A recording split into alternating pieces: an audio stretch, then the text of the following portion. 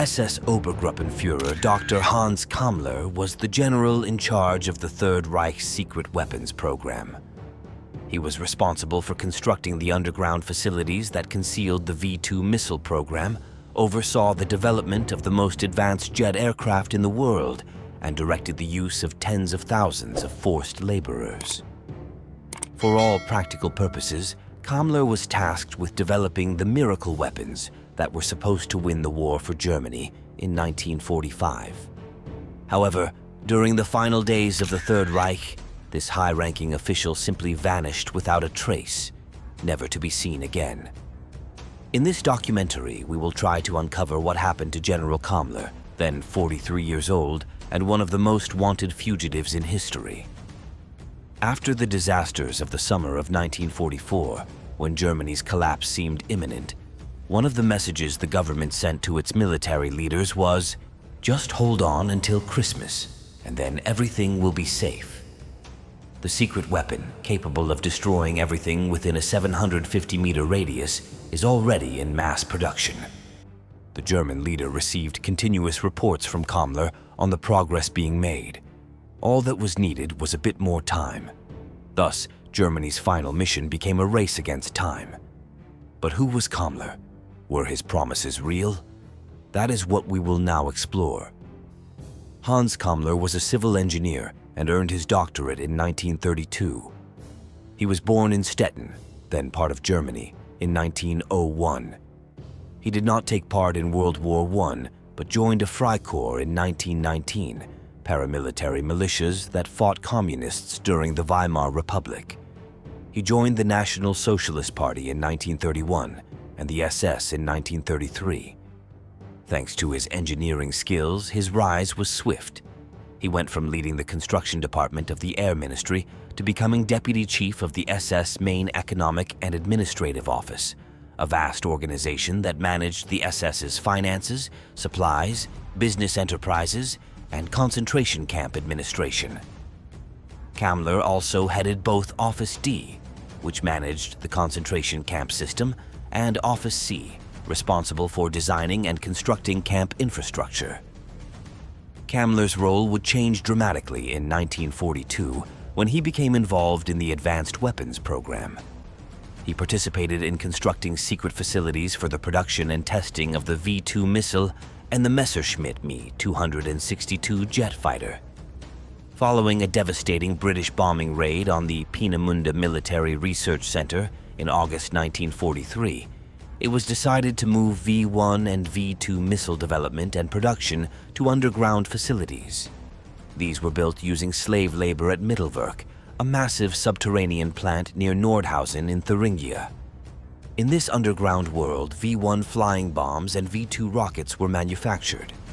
At Mittelwerk, around 2,275 V-1S and 5,200 V-2S were produced and used against targets in England and Northwest Europe.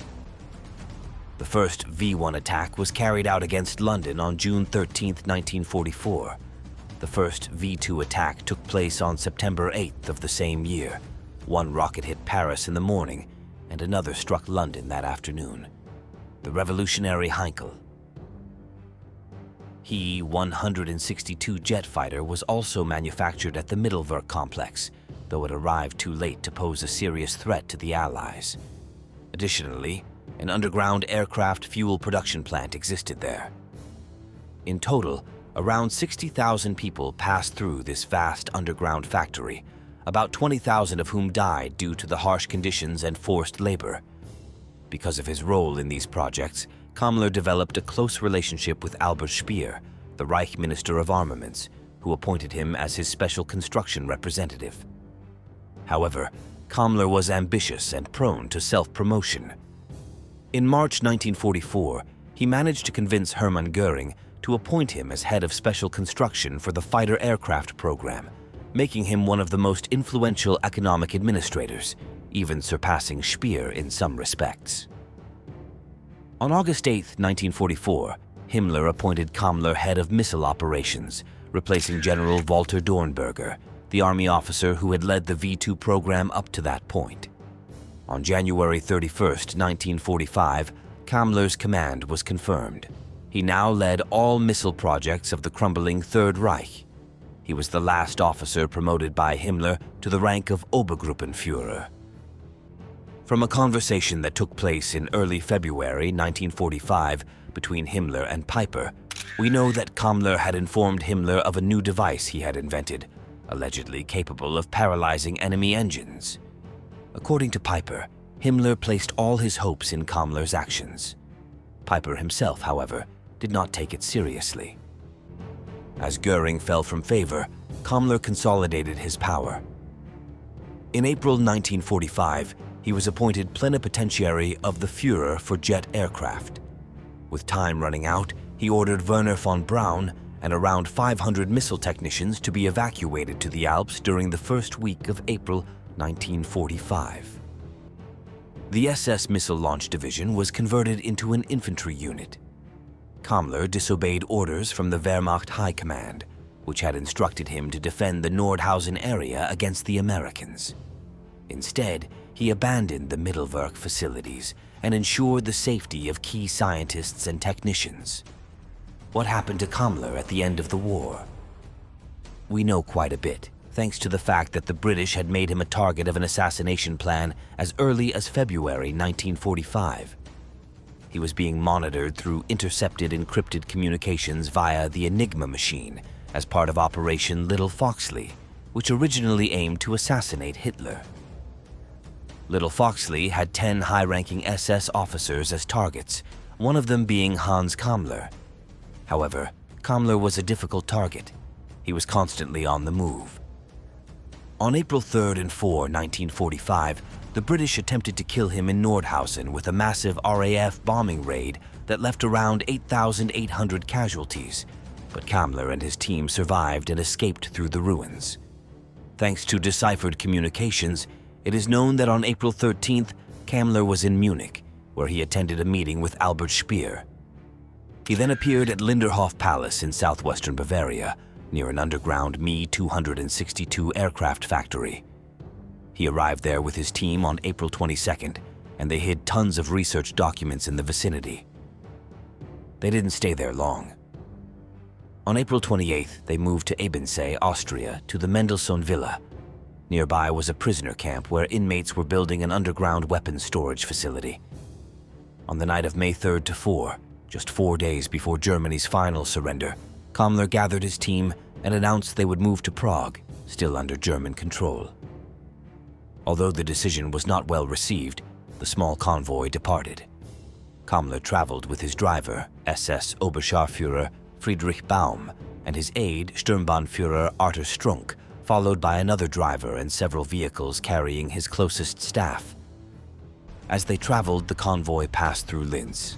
Curiously, the map notes ended in Freistadt, not Prague. Furthermore, during the journey, Kammler and his driver separated from the main convoy.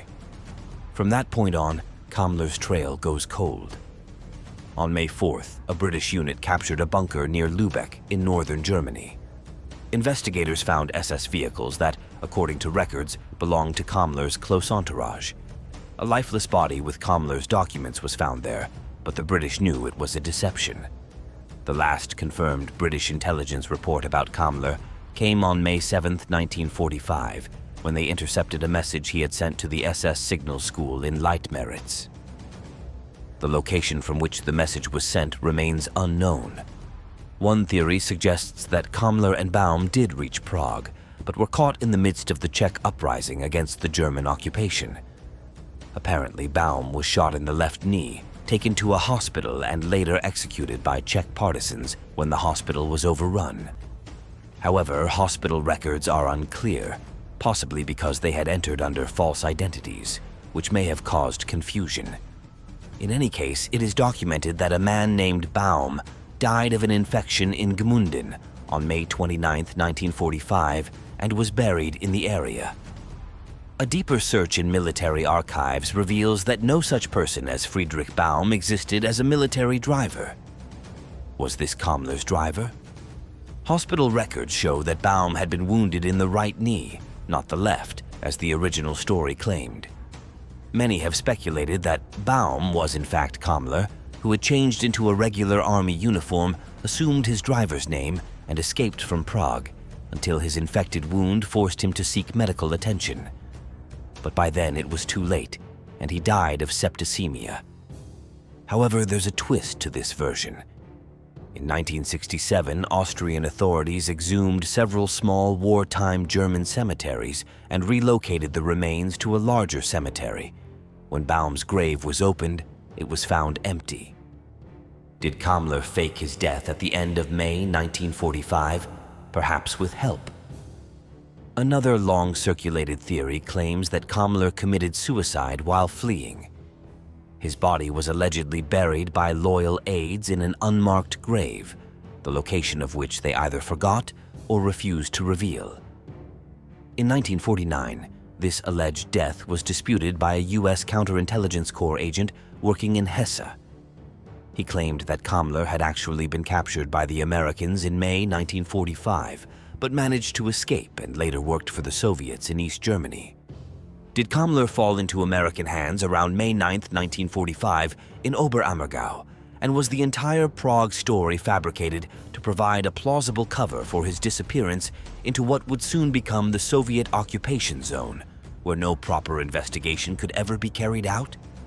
The apparent lack of urgency with which the Allies searched for Kammler after the war suggests they may have already had him in secret custody and didn't want the Soviets to know.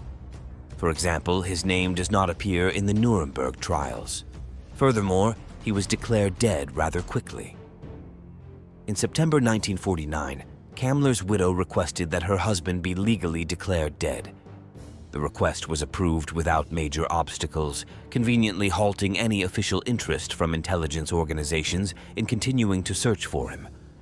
Kammler was only 43 years old at the end of the war, so it's reasonable to assume he could have lived for several more decades. Given the lack of conclusive evidence regarding his death, aside from contradictory accounts from former SS members, the decision to declare him dead seems suspicious and points to a Kammler who remained alive in Allied hands. He would have been valuable to Western intelligence services. He knew the whereabouts of important people and documents. Although he was not a scientist like Wernher von Braun, nor one of the thousands of Germans brought to the US under Operation Paperclip to work at NASA and other government agencies, Kammler could have possessed useful knowledge. A clue about his possible fate comes from the account of an OSS, Office of Strategic Services officer, who later claimed that Kammler was sent to the United States and kept in custody until 1947, the year in which he allegedly took his own life. There are two declassified reports from U.S. archives that appear to confirm that Kammler was in American custody. The first, dated May 30th, 1945, from the U.S. headquarters of Strategic Air Forces in Europe, includes Kammler on a list of high-ranking Luftwaffe officers in custody.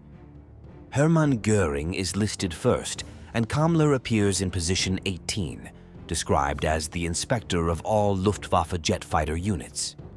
His capture is also mentioned in another document dated July 10, 1945, where he is listed as one of the prisoners held for interrogation. What happened to Kammler after that remains a mystery. Did he commit suicide in 1947 while in U.S. custody, as the OSS agent claimed? We may never know. But all signs point to Kammler having survived the war and been of use to the Allies. And what do you think? What do you believe was the final fate of Hans Kammler? Personally, I believe he was taken to the United States and was useful to the Allies. I've left a link in the description to our episode on Wernher von Braun, who became even more famous. Best wishes to all of you, and as I always say, see you next Sunday. Take care.